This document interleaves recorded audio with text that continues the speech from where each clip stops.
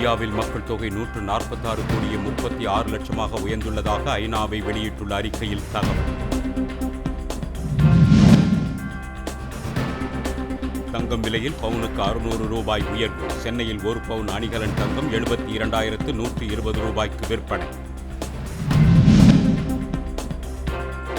அமெரிக்காவுக்குள் சட்டவிரோதமாக நுழைவதை ஒருபோதும் அனுமதிக்க மாட்டோம். இந்தியர்களுக்கு அந்நாட்டு தூதரகம் எச்சரிக்கை.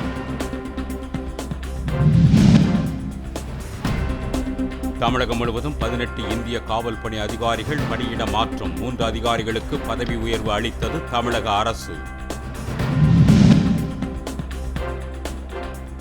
முழு நிலவையொட்டி திருவண்ணாமலையில் மலைவலம் செல்ல குவிந்த பக்தர்கள். தொடர்வண்டி நிலையத்தில் கூட்ட நெரிசல்.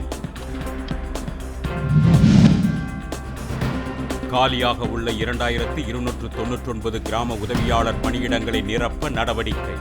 மாவட்ட ஆட்சியர்களுக்கு தமிழக அரசு ஆணை. தமிழ்நாட்டில் இன்று முதல் 7 நாட்களுக்கு பரவலாக கனமழை பெய்ய வாய்ப்புள்ளதாக சென்னை வானிலை ஆய்வு நடுவம் தகவல். மதுரையில் அரசு பேருந்து ஓட்டுநர் மீது தாக்குதல் நடத்திய விவகாரம். போக்குவரத்து கழக உதவி மேலாளர் உட்பட 4 பேர் மீது வழக்கு. பெங்களூருவில் வெளுத்து வாங்கிய கனமழை. மோசமான வானிலை காரணமாக சென்னையில் தரையிறக்கப்பட்ட வானூர்திகள். ஊத்தங்கரை அருகே மதுபோதையில் காவல் ஆய்வாளரை தாக்கிய 2 பேர் கைது. மதுக்கடையை அகற்றக் கோரி பொதுமக்கள் போராட்டம்.